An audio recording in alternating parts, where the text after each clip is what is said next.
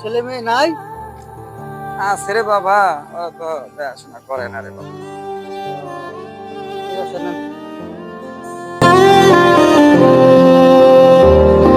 এবারে দে বাবা, 2 টাকা দে।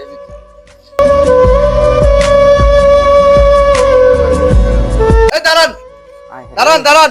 এবার বুঝি আপনার কাছে ধরা খেয়ে গেলাম। কেডা দেবী?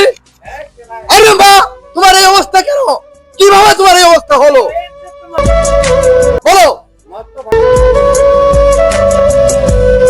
বাবারে কি কইমু বাবা, তোর বউ আমারে চুলের মুঠি ধরে থেতলাইছে।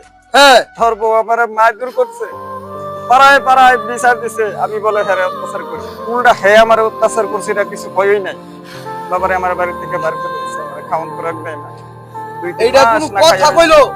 আমি বিদেশ প্রবাস জীবনে কার লেগে খাটলাম, তোমার লেগে লাখ লাখ টাকা আমি পাঠাইলাম মা, যে তুমি শান্তিতে থাকো, নামাজ রোজা পড়ো।